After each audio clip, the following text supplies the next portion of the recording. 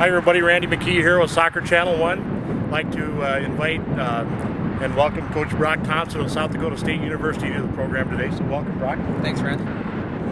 Okay, Brock, again, thanks for being with us today. Always want to find out what the coach's college or upbringing backgrounds are in soccer. So where'd you grow up? Sure. Grew up in Blair, Nebraska, just outside of Omaha. Played high school club soccer down there and went on to play college ball at the University of Mary in Bismarck. And played there. Started my coaching career after that at the University of Mary and bounced around from there to Indiana State as an assistant coach, up to the University of North Dakota as a head coach, and now Lang Wiedemeyer's assistant at South Dakota State. Okay. Which clubs did you play for around the Omaha, Blair area? Played for West Omaha back before West Omaha and Gladiators merged together, which I guess now is Omaha FC, and played for Monarch Storm, which is a club out of Papillion, Nebraska. Okay. And when you were coming out of high school, did you have a lot of colleges that you looked at when you decided to go play? Yeah, I was a lot like a lot of players from around this area. I played 3 different sports. Wasn't really sure what I wanted to do in college. Most of my opportunities were in some smaller colleges around the area, Nebraska Wesleyan, Westmar back before they've closed and things like that, Briarcliff, places like that. So had some, not a lot, but then again I was at the time I was only a partial season soccer player. It wasn't really until late in my high school career that I really dedicated myself to really pursue college soccer. And you probably are, like a lot of people, understanding that small doesn't necessarily mean bad. There's a lot of really good programs with some of the smaller private schools around. Yeah, absolutely. And that's the thing. Too many kids get caught up in levels and divisions, and you're better off looking at the quality of the program, and you're better off looking at the system the team plays and trying to fit your desires to those programs. Yeah, and then one thing I'm finding out a lot right now as a dad of a college player, it's important to take a look at your coaching staff and figure out what kind of guys those are and ladies those are. Yeah, absolutely. And as the recruiting process gets younger and younger for us, we recruit more and more based on potential, and the only way that potential comes to realization is if they're in a good environment. What grade are players in when you really start noticing them and taking a look at them? We start to formulate our recruiting database with sophomores. So right now our 2011 is the database that we're working on. We haven't finished the 2010 recruiting class, but we've got the majority of it done. So right now the 2011s, we're big on identifying them right now.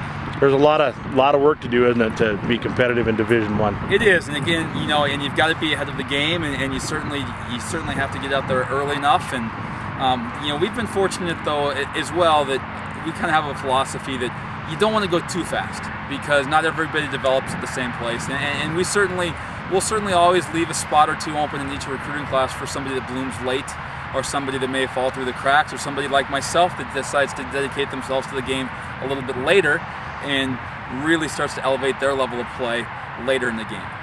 Have you found that with all the success the women's basketball team has had there, have you found that some of the young women around the country are paying a little more serious attention to South Dakota State now? It's been a fun athletic year. Women's basketball helped us on the national scene. The season we had helped us in some key spots. Beating Colorado in the first round of the national tournament really helped us because we recruit Colorado hard. So it really helped us legitimize ourselves even more there. A lot of our special players on our team come from the state of Colorado. So it's made us more of a household name there, which has really helped. We beat all 4 Division I Iowa schools, which helps us in Iowa and Nebraska. And so both of it's helped us tremendously. The success of the athletic department at South Dakota State as a whole, and our success as a soccer program. Great. Now, how long have you been in Brookings with the program? I've been there a year. Okay.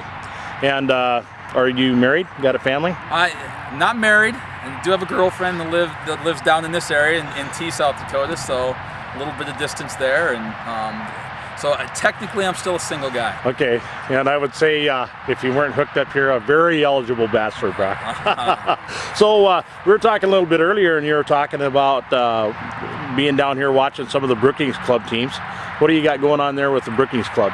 Yeah, one of the things I agreed to do this year is Sioux River United approached me about helping with their club, and so I agreed to kind of take on their younger teams, more as a director of coaching or a coaching development person, working with some of the younger coaches and things like that. So I'm working with the 10s, 11s, 12s, and 13s on both the boys and the girls side. So I'm down here. We'll be watching some of them play. I've been training some of those teams throughout the season already, and I've always been one of those guys that really feels like you have to. We benefit at the college level from players that develop properly, and we also, both Lang and I, want to be responsible for the development. So we want to make sure that we help out as much as we possibly can with across the state of South Dakota and across the region to develop players and to develop coaches. Yeah, Coach Wiedemeyer has been really a stalwart, guy at NSCAA Region 2, and it looks to me, and I don't really know about your history in North Dakota with ODP, but I know you're part of our group now and helping out in that capacity. Yeah, I served as the director of coaching for the state of North Dakota for a number of years, so I've done a lot of coaching education. I've done some, I've been on regional staff a number of years for ODP. Took a couple years off. I'm back with the 92s and the 95s on the girls side this year, so I've certainly been around. But my boss Lang's a great coaching educator, and that's one of the things that I've really benefited from is having a boss that's great at educating coaches, because every day it's like a coaching course for myself. Well, and really that's probably our next level here in South Dakota, because we've got kids who are athletic, but we don't have enough guys who can teach them how to be soccer players. Yeah, and it's right on the verge, and it's right on the verge. Soccer's right on the verge of becoming a second generation sport here, where all of a sudden once it turns over, where parents of players have some experience with the game, where referees have some experience with the game, and coaches have some experience, at least a wider spread experience with the game, then it becomes second generational. Then the education of those players and those people becomes so much easier because they have a bigger foundation to build upon.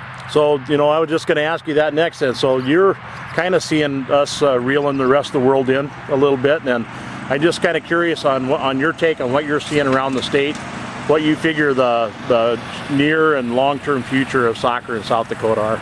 Well, I think South Dakota's turned a major corner, and I think any state in the upper Midwest, the key to it all is a grassroots development in some of the smaller communities. And when I drive through a town like T, South Dakota, and see youth soccer being played, that means well for the state. And that's one of the bigger challenges that North Dakota faces, is it hasn't quite got into the smaller communities yet. It's just kind of maintained itself in the larger communities. Well, South Dakota doesn't have that problem, because the smaller communities are playing soccer. It's just a question of at what level they're playing. It's just amazing to me to drive by Wessington Springs and Ipswich and Martin, and seeing those kids playing soccer there, just astounding to me. Yeah, I was talking to a coach from Dakota Wesleyan, and he said that he did a camp in Chamberlain, and they've got like 400 kids in their club. And so there's soccer being played in every corner of the state of South Dakota, which bodes really well for the future of soccer. It's just going to take some time and some growth, but at least it's headed in the right direction. Well, Coach, I want to thank you one more time for being here with us today, and I have just one more favor to ask.